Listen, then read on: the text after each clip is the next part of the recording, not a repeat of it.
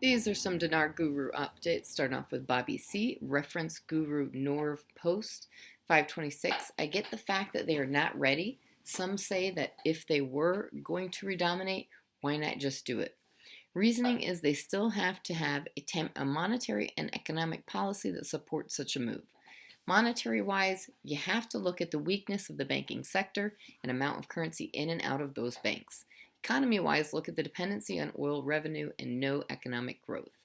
So if they were to place the IQD as a currency reserve, why a peg? Now, could they float once they see stability within the exchange rate? Of course they could. Countries do it all the time.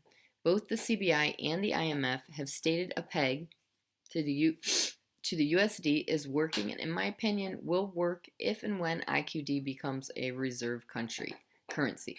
Now, does it really matter if they float or peg once they become a reserve currency? No.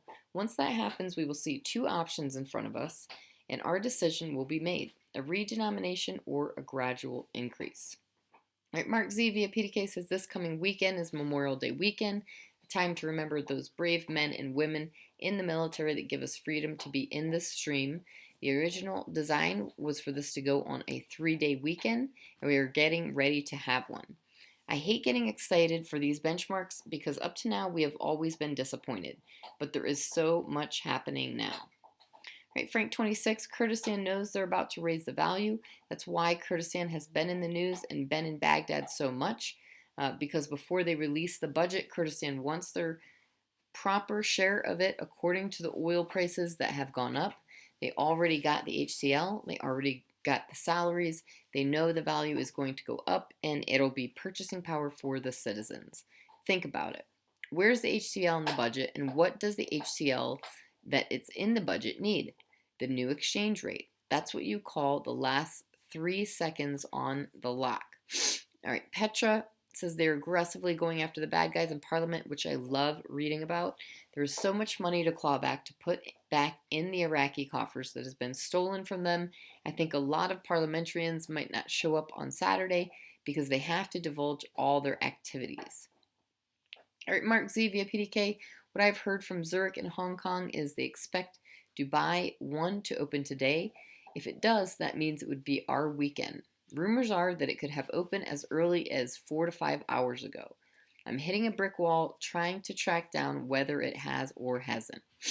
Almost everyone on my banking side are being leaned on heavily not to talk about the UST and upper levels of the redemption side.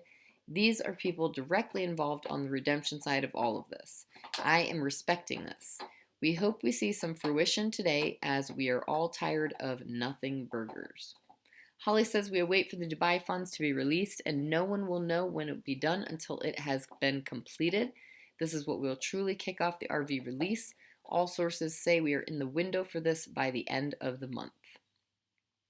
Militiaman says the next move for the CBI is to release the new digital dinar that will complete and trade with many others in the region and the USA, all being cleared through fintech, blockchain technologies. I see big things in the CBI's front yard. Look at the Mosul branch going digital today in the news. Wow, a big move, and now it appears the stage is set. Kazemi has been speaking out, and so has the CBI and financial advisors. Very good to see. In my opinion, hold on and keep a close watch. Right, Petra says when you talk about 500 bankers being together, referencing the central bank's meeting that took place last week, including the CBI, that's almost the entire world represented there in that meeting. Countries that are not ready yet, I feel bad for them because they're going to be so behind. Clearly, there is a move by the central banks to move to a digital world economy. And lastly, Militiaman says today you see the private sector being a focal point along with not understood here, the insurance law. All of those things are now on the table. Those could very well be the final sign the dotted line. We need something implemented so we can do these things. We all know what that implementation needs to be. They need to go international, and that's what we are looking for. I think we're in a fantastic place.